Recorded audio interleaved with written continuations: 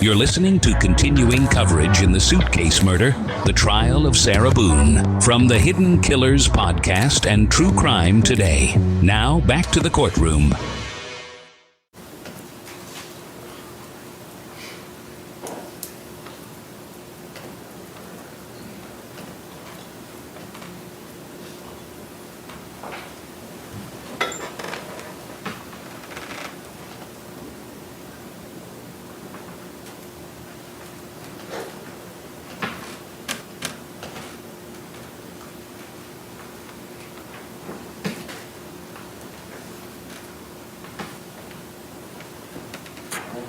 Guess we don't get that monitor. All right, so sorry about your neck. Looking at entry 31079, can we just go column through column and explain what we're looking at? Yes, the first column normally is just an assigned number, just like a line item number for the report, because again, this is an excerpt.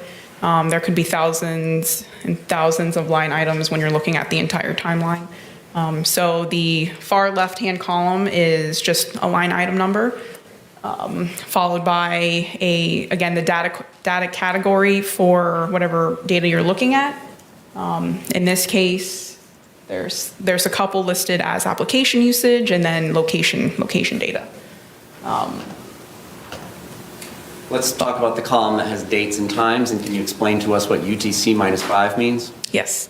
Another column, again, we're looking this at a timeline, so we want to know dates and times. So we'll include the date and time of the data that was recorded onto the phone. And this report was adjusted for our local Eastern Standard Time here in Orlando, Florida, so UTC -5. And going up to the top line there, 31075, that indicates that there is a start time for the application com.apple.camera, and then going back to our original one, 31079, that's the end time. Can you tell us what that means? Yes, so Apple is very good about recording activity on the directly from your device. When you open up a certain application, such as the camera, Apple is making note that you, in this case, it's indicating a start time. So you opened up your camera at 10:21:36 p.m. And then you stopped using it, maybe closed it out or stopped recording at 10:21:38 p.m. And in this portion of the PDF timeline, there does not appear to have been any videos or photographs captured while the camera was open. Is that accurate? Based on that excerpt, I don't see a recorded media file. All right. In the surrounding entries, can we just talk about what I would unfairly probably call spam of locations? What is going on there? Again, if there's usage, application usage, or you're just in a really good location, or your device is just set to record locations wherever you are, your phone is also recording that data as well. And in some cases, like, again, your phone, if you have it set for your camera to record your location when you take a picture, again, like when you reopen that picture, it'll show you, hey, you were located at 2500 West Colonial Drive. That's that data that's being recorded in the background while you're using that application that it might have that permission to record that data.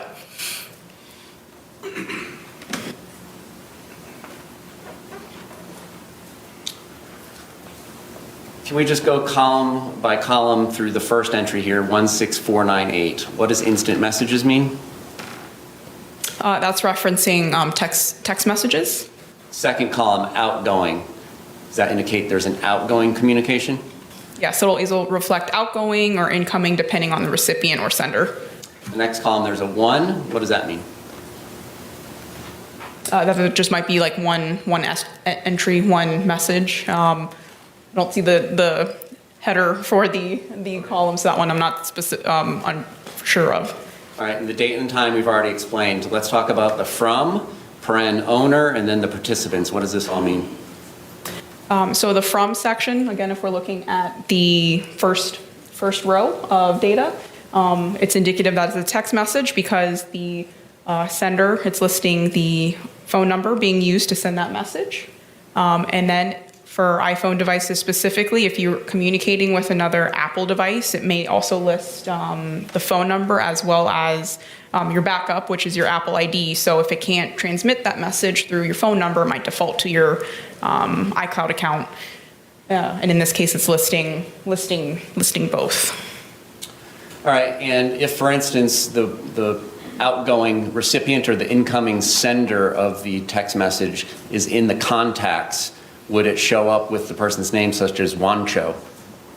Yes, our software will display your contact name as how you save it. And if there's no contact name, it would just show the phone number? Phone number or, again, Apple, your iCloud account.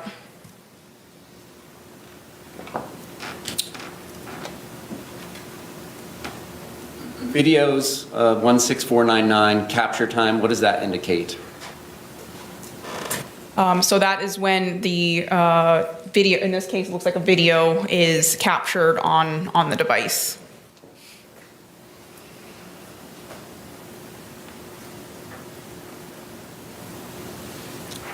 Let's specifically talk about entry 16520. Again, we've discussed that's an instant message and it's incoming rather than outgoing. So that means it came to this phone device. Yes. And over to the right of the date and time, which would have been 6:07 p.m. 30 seconds on Christmas 2019, it indicates that it's from a contact named Mo. Is that accurate? Yes. Then the contents speak for itself. Going down to 16522, an outgoing instant message at 11:31 p.m. 57 seconds on Christmas 2019. What is the content of that communication? The content of the message is hide and seek, I shall.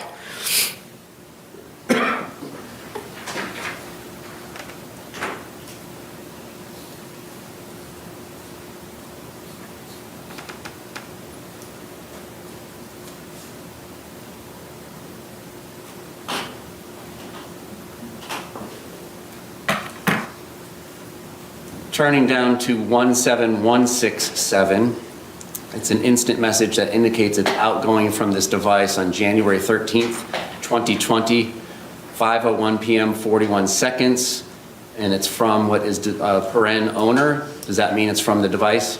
Yes. What's the content of that text message? Sorry, what was the line item number? 17167. And bless you and all of you too, I'll get rid of him. Then the next three are also outgoing messages. What do they indicate as far as content? Starting with 17168, then I'll be better, followed by 17169, ugh, and 17170, Torres.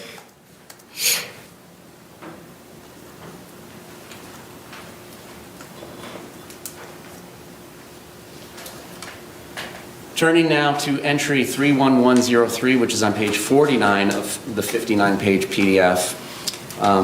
Again, it looks like what we talked about before, the com.apple.camera application gets opened up to be used at 11:12 p.m. 40 seconds. Is that what this data reflects? Yes. And then at entry 31107, a video that ends up being captured as IMG_1062.MOV begins at 11:12 p.m. 45 seconds on February 23rd, 2020. Is that accurate? Yes.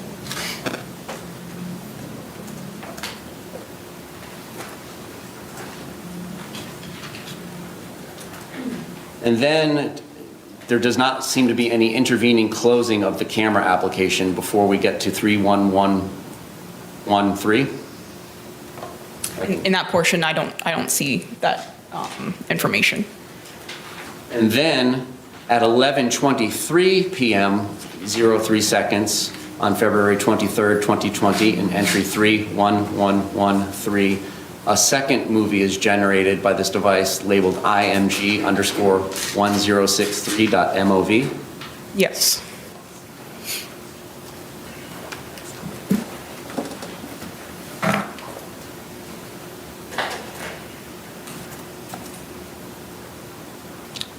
I'm going to continue publishing on this exhibit.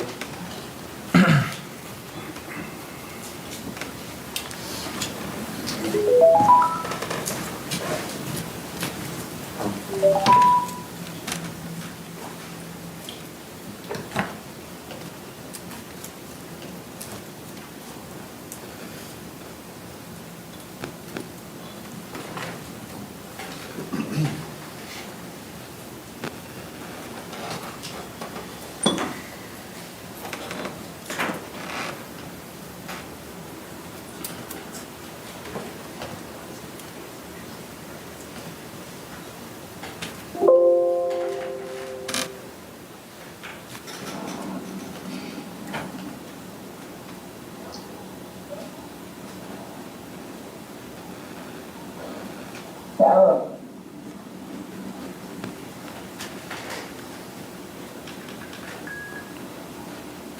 For everything you've done to me. Sarah. For everything you've done to me. Sarah. Fuck you. Sarah. Fuck you. Sarah. Stupid. Sarah. That's my name. Don't wear it out. Sarah, I can't fucking breathe, babe. Seriously. Yeah, that's when you do when you choke me, Sarah. Sarah.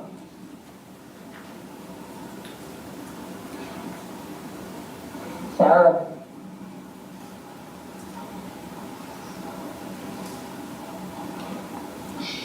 Sarah, I can't breathe, babe. That's on you. Sarah, I can't breathe. It's on you. Sarah.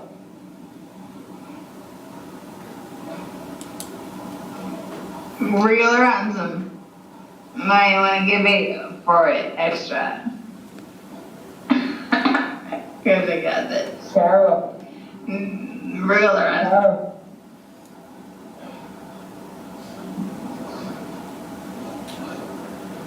Sarah, I can't breathe, babe. Oh. That's what I feel like when you ching on me. Sarah. Fuck you. Breathe, Sarah. Yeah. You should probably shut the fuck up. Shh. For the record, that was img_1062.mov, now publishing 1063, same respective file name.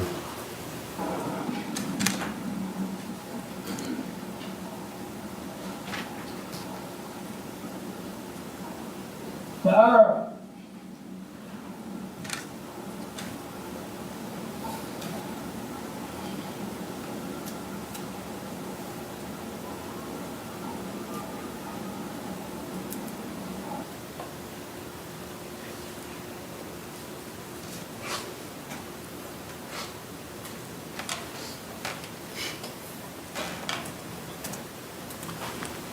No other questions of this witness? Any cross-examination?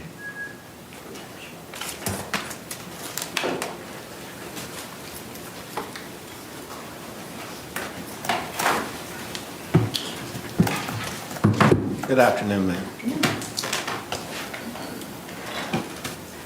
I believe you stated on direct that you were called to the scene and you were asked to do your analysis out there. Is that correct? At least a download. Download. What type of phone was this? An Apple iPhone XS. And how were you able to get into the phone, for lack of a better word? I was provided with the phone's passcode. Okay. With an Apple phone, without being given that passcode, are you able to get in an Apple phone? Maybe not necessarily unlock the phone, even though that is an option through some of our advanced tools that is supported. But it can have the ability to download the phone even in a lock state and pull 80–85% of that data. Is it a much easier process when you have the code? It's quicker, yes. And how were you provided that code? I believe either through Detective Copsell or Connolly at the time, or I may have asked Ms. Boone just to reconfirm the passcode. And did she give you the passcode? Yes, somebody did, yes. Now, on the first exhibit that went up, or when you're talking about the communications or the identifying factors of the phone, one of the things that were identified is dates and times. Is that correct? Yes. Right. Also, you said it would tell you if the source was incoming or outgoing. Is that correct? Yes. All right. And then you said it would identify, it could identify either by phone number or name. Is that correct? Yes. All right. On the examples that you gave us, who was the identifying name as to the outgoing on this phone? Sorry, can you repeat the question? Who was the identifying name for the outgoing texts or calls on this phone? I think in some of the line items that were shown above, it was just listed as a phone number.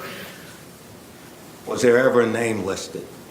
A physical name, possibly in other line items, but in this, and again, in those excerpts, it's just by phone number. Okay. Did you ever see the name Brian Boone? Yes. Okay. Where did you see the name Brian Boone? I believe in one of the iCloud or accounts that was logged into the phone, there was an associated email address. Okay. Taking that, was it any other place where you would see in a different name as to the outgoing, other than Brian Boone? Again, there might have been other names listed in other portions of it. But again, in those excerpts, it was just either by phone number or, again, with the Apple iPhone listing, the iCloud account. All right. Do you have a copy of the exhibit up there? No, not on me. Can we get that pulled up, please?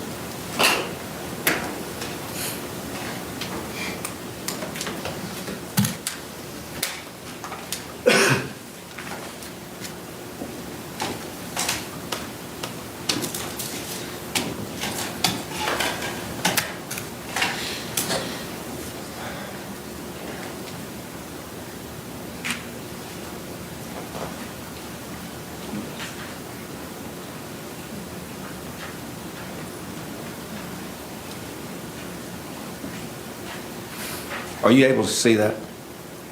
And no, this monitor's not working. May we approach? Yes.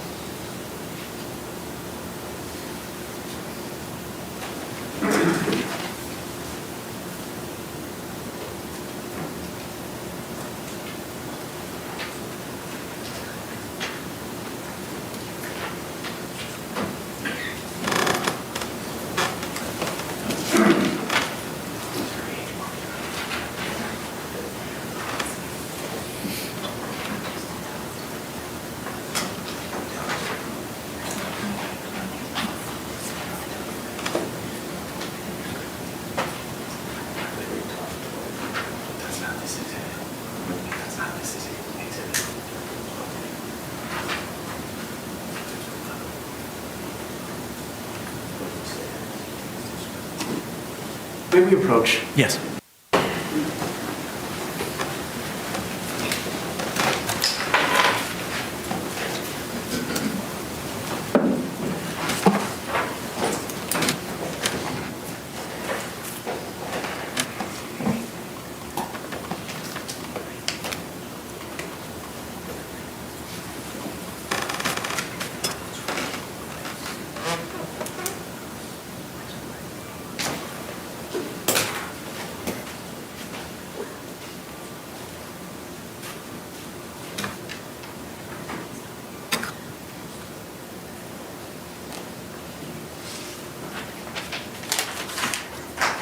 Ma'am, were you able to see that? Yes. There's a entry on 12/25/2019. Is that correct? Are you referencing like the instant message row? Yes. Yes. All right. Does it, as far as participants, what does that show you? What does it tell you? So it's listing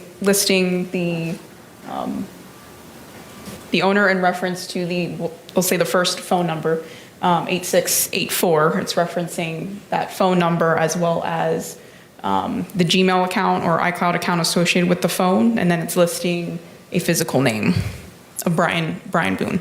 Okay, so it's showing Brian Boone as being the owner of the phone. Is that correct? For that phone number and or one of the participants in that message conversation. Did you recall seeing any other name associated with that phone number other than Brian Boone? I'm not sure I'm understanding the question.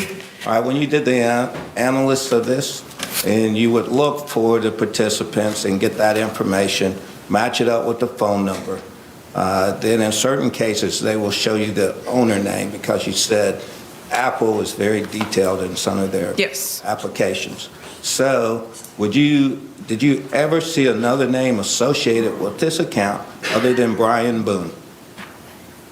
There was another iCloud account logged in on the physical phone, Okay, but there was no name attached. there was no name attached. Okay. Bless you. Now, when you're identifying these sources as being either outgoing or incoming sources, and is that basically telling you what device is being used? No, it's not indicative of a specific device other than we know outgoing. Obviously the source is the phone that we extracted that data from. In incoming messages, it does not let us know if the message was made through a Samsung Galaxy or another iPhone. Okay. What identifying information do you get at that time? In regards to receiving a message, Yes. in this case, or what's displayed there, it's going to give us the content of the message. It's going to give us the date and time that the message was sent or received. And again, like in your phone, it does depict either through a small notification arrows indicating ingoing or outgoing. So it's just displaying that version in text up there. Okay. And then from there, it's basically telling you the number that it came from. Is that correct?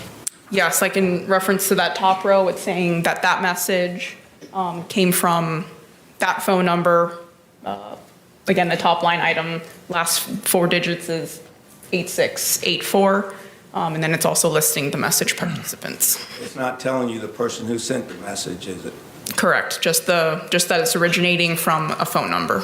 So if two people or more people had access to a phone, you wouldn't, from this information, you wouldn't be able to tell who actually sent the message on any given time. Is that correct? No, I'm not a fly on the wall and I can't see who's physically typing out messages. Thank you, ma'am. No further questions. Any redirect examination? Other than just your subjective interpretation given the context of conversations. Yes. And if photographs or videos are taken during these conversations, that could be indicative of who is behind the phone device as well. Based on sound and visuals, that it does help. Thank you. Can this witness be released? As far as the state is concerned, yes, sir. Yes, Your Honor. All right, ma'am, you're released. Thank you very much. Thank you. State, any other witnesses or evidence to call at this time? Not for the morning presentation. Okay, all right. Members of our jury, it is 12:21. At this point in time, we're going to go ahead and take our lunch break. I'm going to ask you to report back here at 2 o'clock at 12A of the Orange County Courthouse. I'm going to give you a similar instruction same instruction I read to you last week. Jurors, you must not conduct any investigation on your own. This includes reading newspapers, watching television, or using a computer, cell phone, the internet, any electronic device, or any other means at all to get information related to this case or the people and places involved in this case. This applies whether you are in the courthouse, at home, or anywhere else. You must not visit places mentioned in the trial or use the internet to look at maps or pictures to see any place discussed during the trial. Jurors do not watch local news or read local newspapers. Jurors must not have discussions of any sort with friends, family members, or even your fellow jurors about the case or the people and places involved.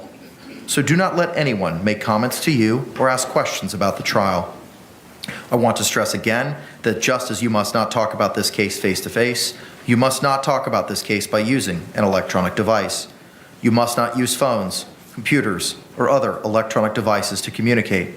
Do not send or accept any messages related to this case or your jury service.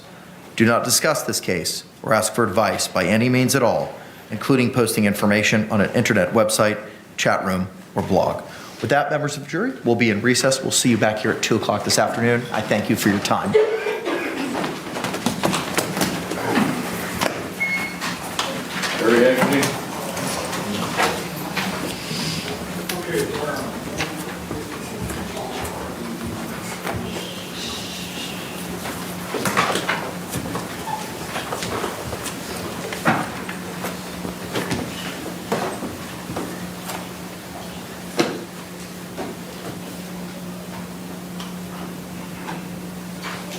Y'all may be seated. Thank you.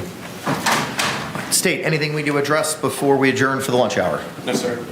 Your Honor, just briefly, as far as the scheduling of events this afternoon, the next witness we would be intending on calling would be Detective Capsule.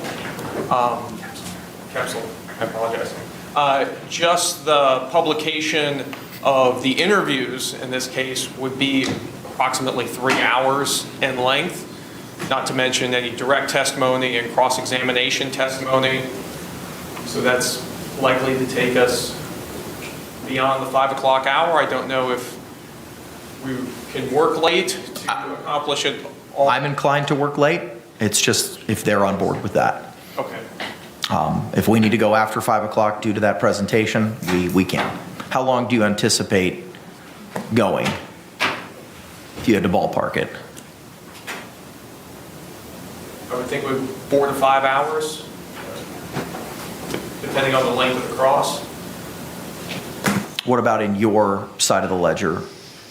I think my direct exam questions will probably be 30 to 40 minutes.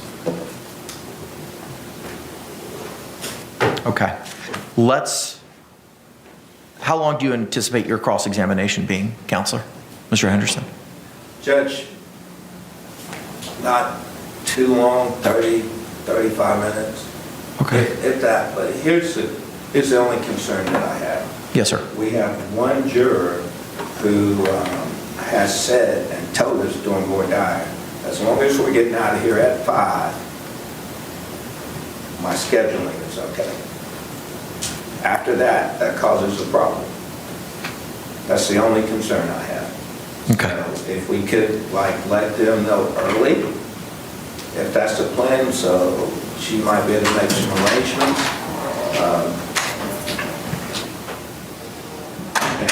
Probably need to do that. Judge, in the other component, we've got some people flying in, and we've got experts that we're trying to coordinate, so the sooner we know the logistics of when they're going to rest their case. We talked late last week that we felt like they were going to end their case at the end of business today, but it sounds like it may get pushed to tomorrow. I think step one is conferring with our jury if they're amenable to working past 5. I do recall the one juror with child care concerns. If we go slightly over, and we'll have to address that when we get closer to it, and maybe a situation where cross-examination may have to be left for tomorrow, but that's something that we'll need to discuss when we get closer to it. Yes. Anything else, State? No, Your Honor. Anything else, Defense? All right, we'll see you all at 2 o'clock. Wait, yes, sir. The state had been using CDs, I believe. We've got flash drives to admit into evidence instead of CDs. We didn't bring the capability to transfer those to CDs. Response? Is that a declaration or is there? mean, it sounds like that's what Mr. Owens' intent is for the purposes of submitting evidence. The one reason I would suggest not introducing USBs is because they're rewritable and they can be manipulated and destroyed by the jury, or not that anybody would do it intentionally, clerks of the court. Any sort of issues can happen when something is not locked and put onto a physical burnt piece of wax. Mr. Owens? We'll see what we can do here locally. There's a FedEx. I don't know if they would be able to do that. The FedEx is a block away. We'll check with them at lunch. I would check with them. I agree with the state's concerns as to manipulation or editing of anything that may be contained in a USB drive. Not to say that that's going to happen, but it certainly preserves the evidence moving forward rather than it being in a editable form, be it in a USB drive. We'll go talk to them. All right, very good. Okay, thank you all very much. We'll see you at 2 o'clock. Court's off the record. We are back on the record. Case number 2020 CF 2603, State of Florida versus Sarah Boone. Let me get appearances for the state. Dave Castore on behalf of the state. William J. for the state. Defense. James Owens for Sarah Boone. Tony Henderson for Sarah Boone. All right, Mr. Beck is not with us. Okay. Ms. Boone is still seated at counsel's table, wearing the same clothing that she had on this morning. She is in custody, however, out of any restraints. So we will be standing when our jury enters and exits. It's 2:04. State, are you ready to proceed? Can we approach a second? Yes. All right, thank you all for letting me know the lay of the land with regard to those specific issues. We're going to bring our jury in momentarily and inquire to staying after 5 o'clock. Members of the gallery, good afternoon. The state is going to continue with their evidence presentation. I know this morning some cell phones were going off, or there was chattering in some cell phones this morning. I'm going to please respectfully request that you turn off your cell phones and not have any correspondence or communications orally amongst yourselves or anyone else in the gallery. I'm not going to allow any outbursts. If you cannot contain yourself, I'm going to ask you now to remove yourself. This is your one and only opportunity. If you cannot control yourself or there are outbursts, I will ask the courtroom deputy to remove you. Does anyone have any questions with regard to the court's instructions? If you're wearing sunglasses, I need you to remove them. Thank you. All right, with that, state anything we need to address before we bring in our panel. One more thing. Yes, sir. May we approach? Yes. All right. Thank you all for your patience. Ma'am in the back left, last row. Good afternoon. After conversing with the state and the defense, they've agreed and asked me to excuse you from this room. I understand that there may have been an outburst by you with courtroom personnel before the judge arrived on the bench this afternoon. If you would like to watch the trial, it is being streamed live. You can head to the 12th floor, get off the elevator, and head to the south side of the building. See the sign where it says Judge Michael Kranick, and it'll tell you which direction to go. You can pick up the phone, call my judicial assistant, Anita Barrios, and she can give you instructions on how to watch this trial virtually, okay? Okay, thank you so much. Thank you, ma'am. Well, I ain't like doing it anyway. Okay, God bless you guys. I'm still the boss of the city, so we gotta work together and try to figure it out. Thank you, ma'am. And y'all heard what I said. Ms. Jones, you're fired. Have a good one. Thank you. To restate the court's prior positions, if there's anyone going to have any outbursts or cannot control themselves, again, I'm going to ask you to remove yourselves at this time. State, are we ready to bring in our jury? Yes, Your Honor. Defense, are we ready to bring in our jury? Yes, sir. All right, let's go ahead and bring in our panel.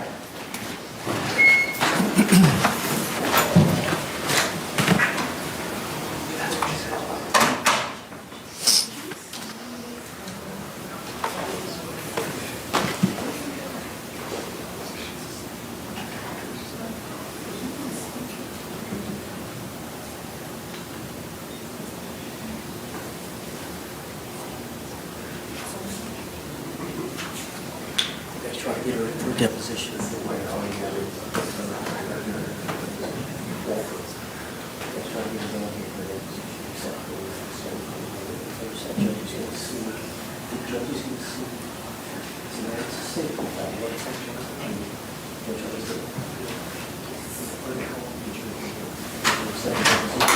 Jury entering.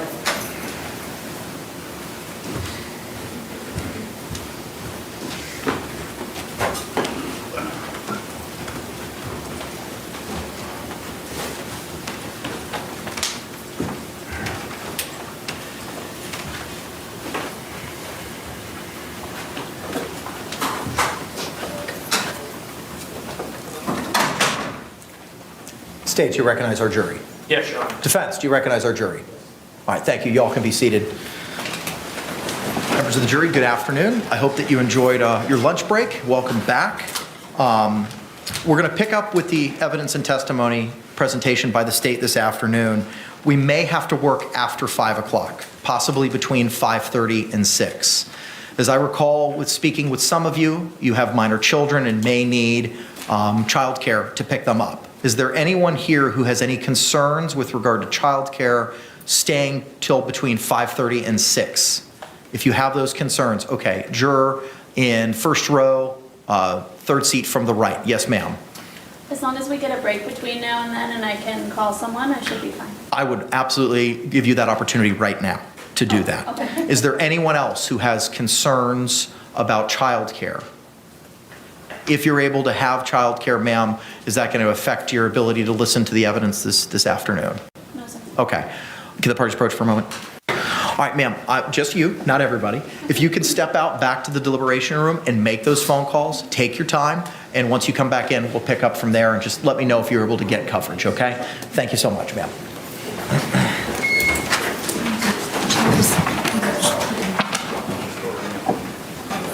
Y'all can be seated. Thank you.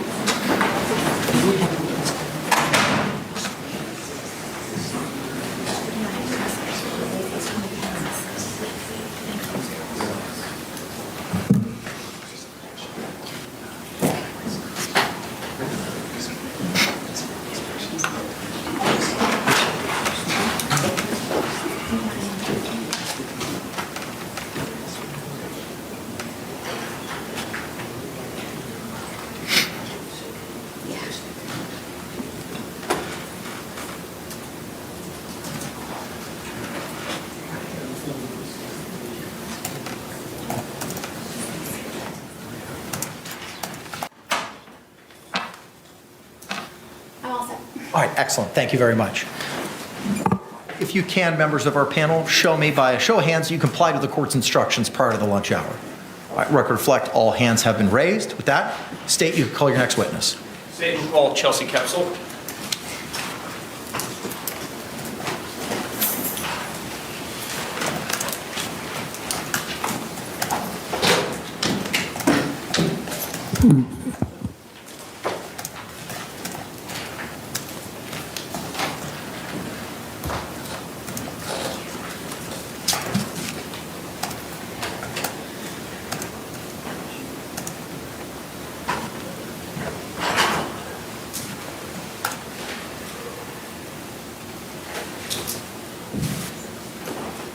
Do you swear or affirm that the testimony you should give shall be the truth, the whole truth, and nothing but the truth, so help you God?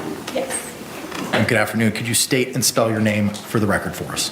Yes. It's Chelsea Kepsel. CHELSEY KOEPSELL. Thank you. You may inquire. Good afternoon, ma'am. Hello. Whom do you work for? The Orange County Sheriff's Office. And what is your position with the Orange County Sheriff's Office? I am currently a homicide cold case detective. How long have you worked for the Orange County Sheriff's Office? Since April of 2013. And what positions have you held at the Orange County Sheriff's Office during that time? So I began my career in uniform patrol, and then I moved on to the sex crimes unit as a detective, and then I moved on to the homicide unit as a detective. In the homicide unit, tell us, what are your duties as a homicide detective? To respond to, obviously, homicides and any death-related incidents. And what type of training do you need to hold that position? So I went to the police academy, and then after going to the police academy, I became a deputy, and then basically just having experience from other units and taking like homicide courses and like investigative courses to help me. Is continuing training a condition of not only your employment, but also holding your position in the homicide unit? Yes. How is it that you became involved in this case? So on February 24th of 2020, my partner at the time, Detective Scott Lowen, received a call. Our team in the homicide unit, there's 3 teams that have 4 detectives on each team with a supervisor, and then we have 1 sergeant. And so on that date, Detective Scott Lowen was basically screening calls for that day, and we were at the office, and he told me about the call. Are all homicide investigations worked in tandem with another detective? Typically, yeah. We normally always have a partner with us. And tell us, why is it that we do that? Well, honestly, it's more for court purposes if I weren't to be able to be in court. But it's also nice to just have someone else's perspective and training.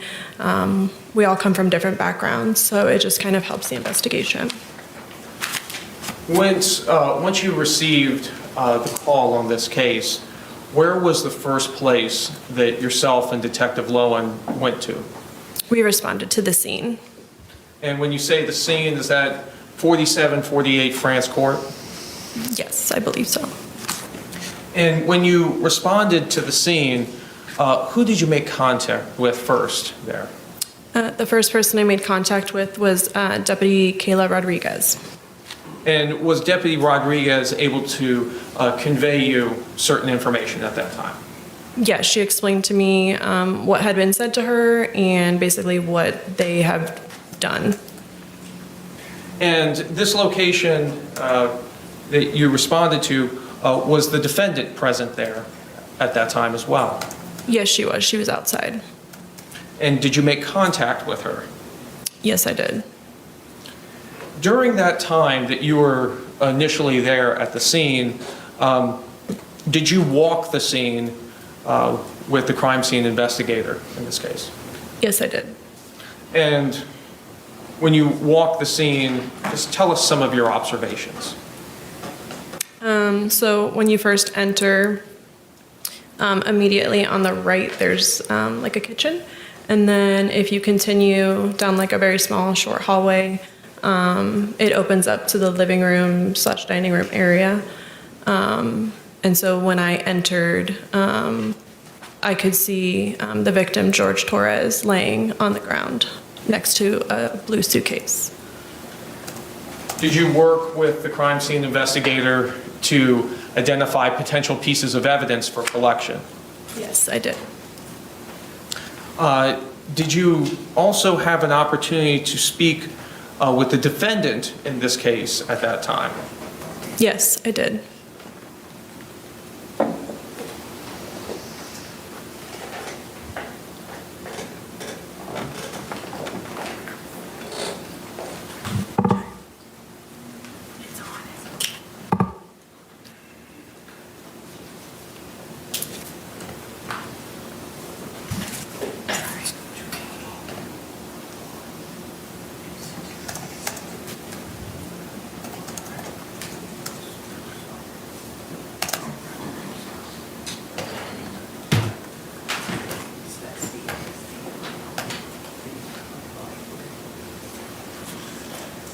Your Honor, may I approach the witness, which has been marked for identification as states T and states U and been shown to defense? You may.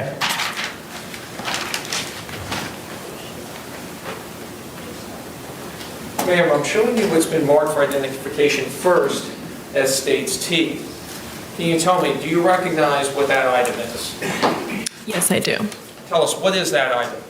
This is the first part of the interview that I conducted with Sarah Boone on the scene. And did you have an opportunity to review that disc prior to coming to court today? Yes, I did. And does that disc fairly and accurately represent the conversation that took place between you and the defendant on February 24th, 2020? Yes, the first part. And is that your initials on the disc as well? Yes, sir. Your Honor, at this time, I'd like to move what's previously been marked for identification as states T into evidence. Any objection? All right, what was pre-marked as states T will be received without objection as states Exhibit 18. Other than, I may have made a previous objection, other than pretrial issues. Yes, sir.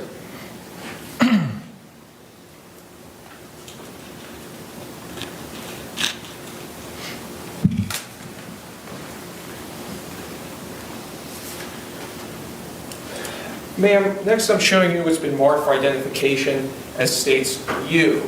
Do you recognize what that is? Yes, I do. And tell us, what is that? This is the second part of the interview with Sarah Boone on the scene. On February 24th, 2020? Correct. And you had an opportunity to review that disc prior to coming to court today? Yes, I did. And does that disc fairly and accurately represent the second part of that interview that you conducted with Sarah Boone? Yes, sir. And is that your initials on the disc as well? Yes, sir. All right, this time I'd like to move what's previously been marked for identification as states you into evidence. Any objections? No objection. All right, what was pre-marked as states you will be received without objection as states 19. In your honor, request permission to publish. You may do so.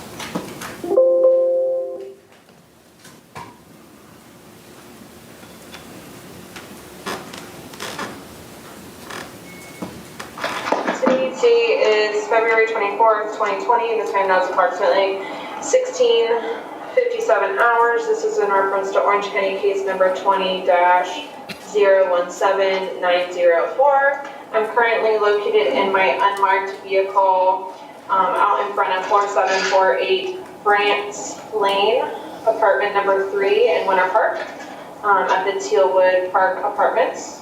And also in the car with me is my partner, Sergeant Scott Lowe. And in the front seat is, can you state your name, ma'am? Sarah Boone, Okay, and your birthday? 10/10/77. Okay.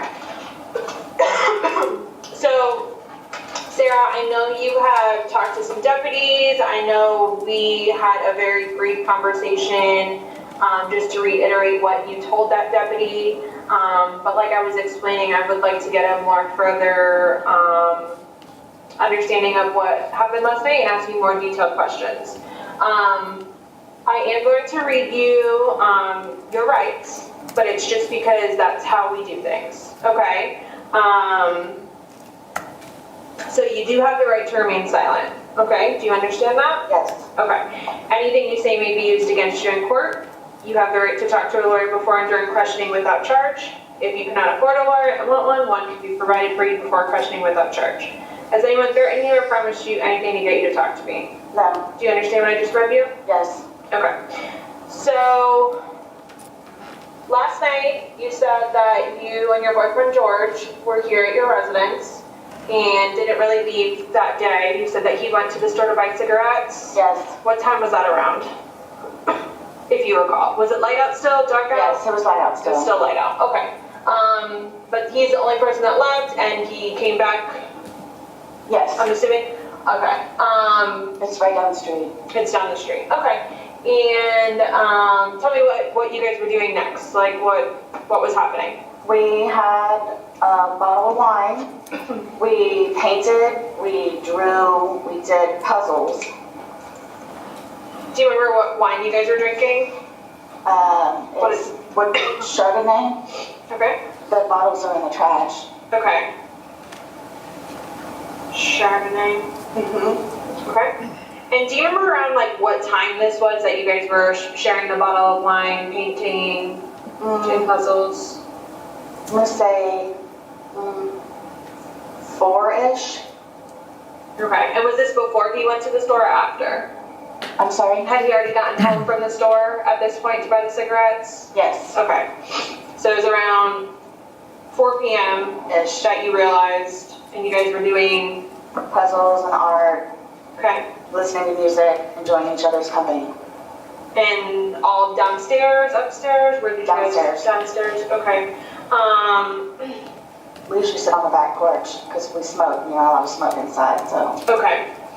And who was here last night? Was it just the two of you? Mm-hmm. Yep. Okay. No one ever came over at any point? No. No? Okay. We called his daughters on FaceTime. Okay. We were just literally just enjoying one another's company.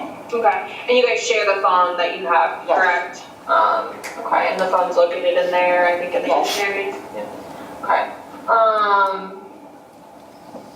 So tell me what happens next. You're painting, you guys are doing this puzzle together, you obviously finished the bottle of wine. Yes. Did you have 1 or 2 bottles of wine? Well, we had one previously that was maybe not even half full. Okay. But then, So you finished that one and then you had the full one? yes. Okay. And sorry, what was the question? What did you guys do next after the bottle of wine? Like after you Well, finished the wine? We had the bottle of wine while we were doing our arts and crafts. Mm-hmm. And from there, we were puzzled out, we were painted out. Mm-hmm. So, being silly, let's play hide and seek, which we had played before. Like, I don't know if you've opened the door on the top of the stairwell, like, he and I have hidden in there before. Like, just having fun and enjoying each other's company. Okay. So, I mean, that's literally all it was. And then the suitcase is downstairs because I was telling you we were going to do donations. Mm-hmm. And because it's not a very good suitcase,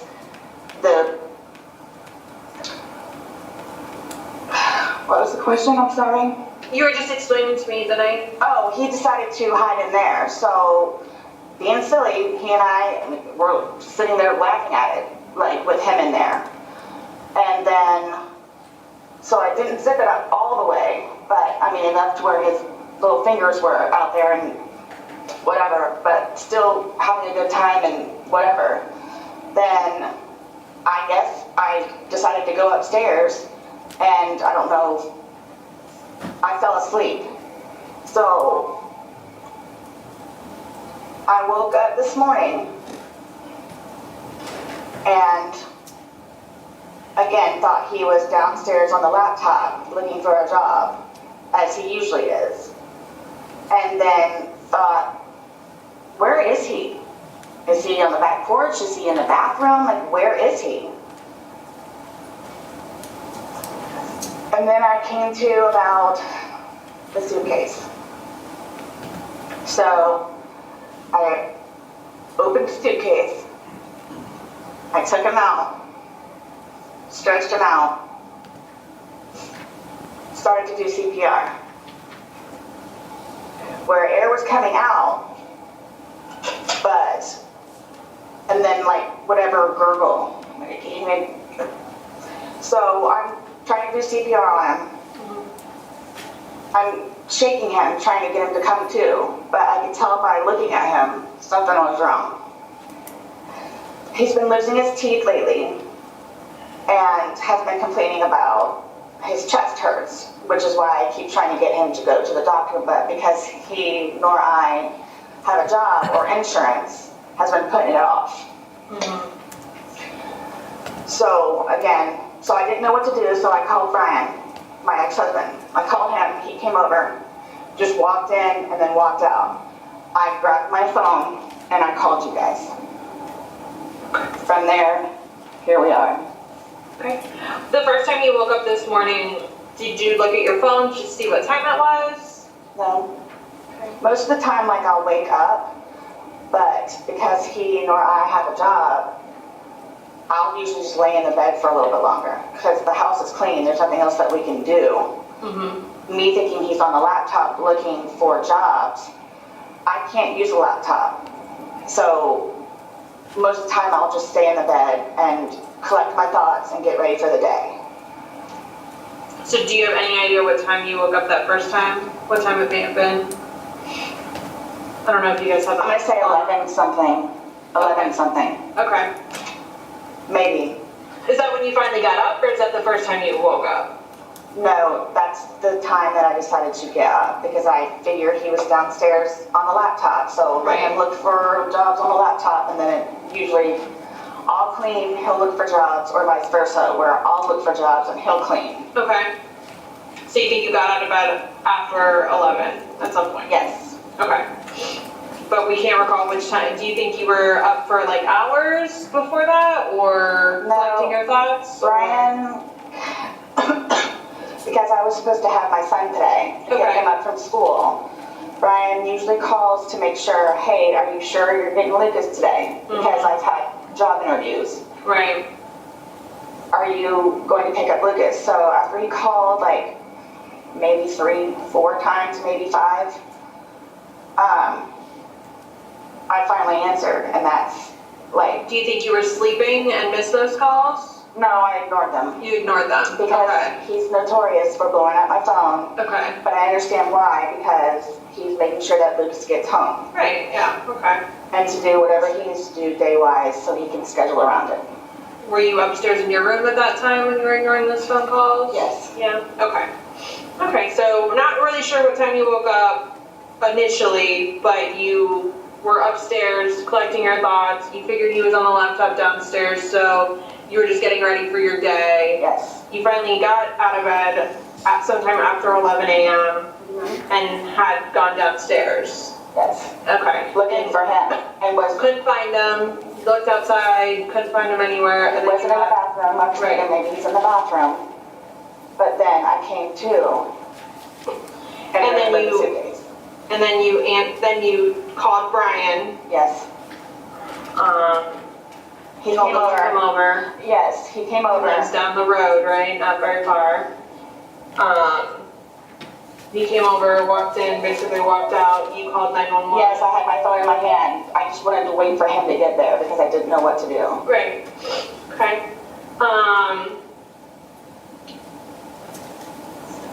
And then we arrived. Like, I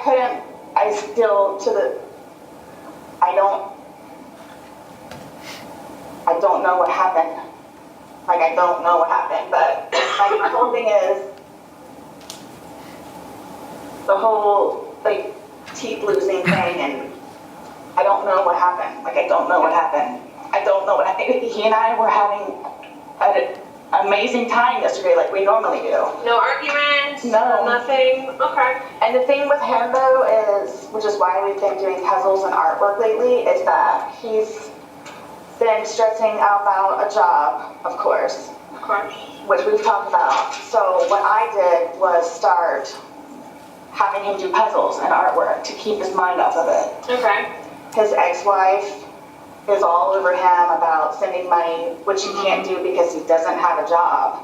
Right. So he was stressing about that. He's been stressing about the job. But that's why I started to buy puzzles and paint to get his mind off of them, which is what I don't know if you noticed on the wall in there, it's all of our artwork and stuff. Okay. So I don't know. I mean, music, art, and playing with the dogs, dancing around the room with the dogs. And then decided to play hide and seek. Because we're always trying to outdo each other on where we can hide the best. How often do you guys play hide and seek? Gosh, that was maybe, the 3rd time? Maybe. Okay. Is it a more recent game you've gotten into, or 3 times in total in your relationship you're talking about? Lately. Lately. Because again, like, we were puzzled out. We painted already, so why not? So you were downstairs hanging out. Do you remember around what time you guys started playing hide and seek?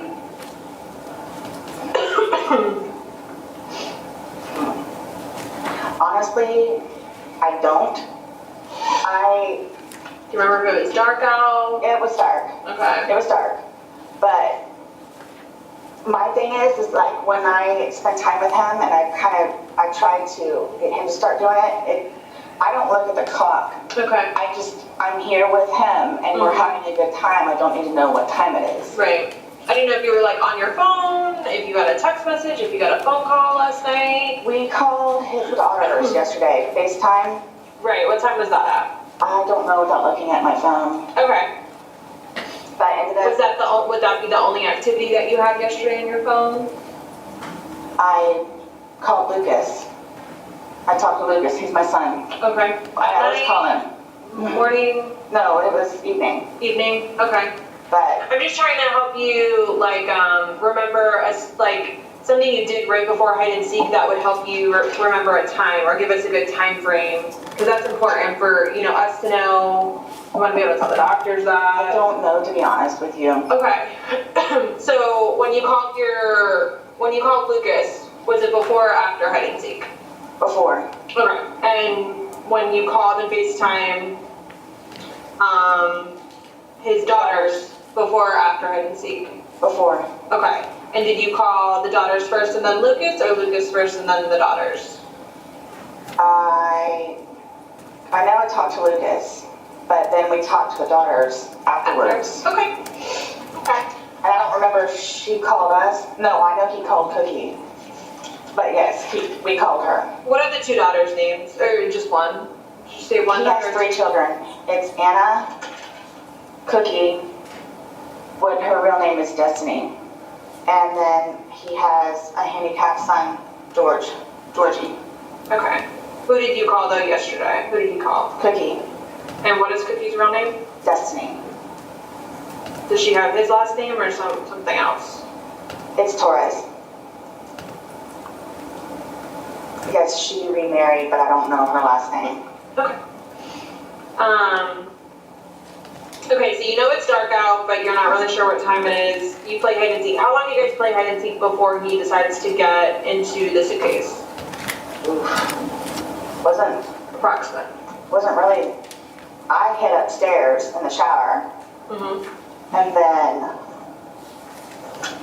came downstairs because I was tired of hanging out in the shower. Okay. So that's when he was playing around in the suitcase. So because we both thought it was funny that, oh yeah, well, I'm gonna zip you up. You didn't come look for me. So again, it's a broken suitcase, but. What do you mean by broken? It's only got one of these. But because I didn't zip it up all the way, he was doing the. You mean it doesn't have like the pull part? Correct. Okay, but I think it's got a, what do you call it? A paper clip. Okay. So the zipper to it is missing, like the actual zipper that attaches to it to help you open and close is missing, but you think a paper clip was on it instead? I believe there's a paper clip on it, because I know that the last time. That's what you used to like help assist you? Well, or you can just stick your fingers in there and. Right, yeah. Unzip it yourself, which is why I did not zip it up all the way. Okay. So how much did you zip it up? I mean, I don't really know. You said his fingers were able to stick out? Yeah, two fingers. Okay. Yeah, so I'm figuring he'll get it. But then I wanted to go upstairs and waited for him, and eventually I guess I fell asleep. I had the dogs in the bed with me, was warm, and then fell asleep.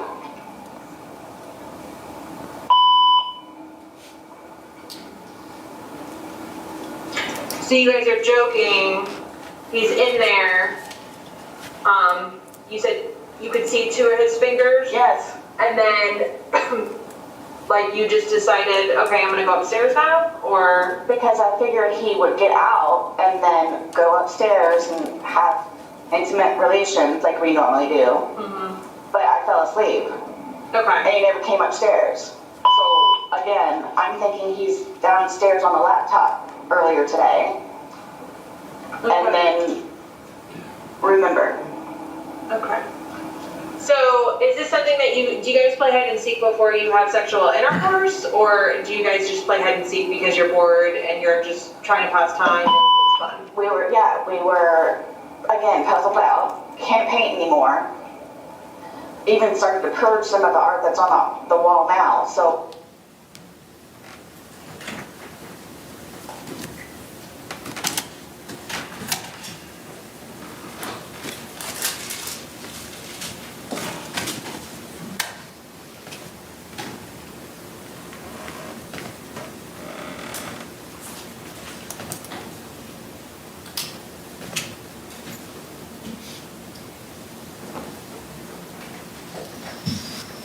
permission to publish 19? You may. More continuing coverage in the suitcase murder. The Trial of Sarah Boone is on the way. From the Hidden Killers podcast and True Crime Today. Press subscribe now.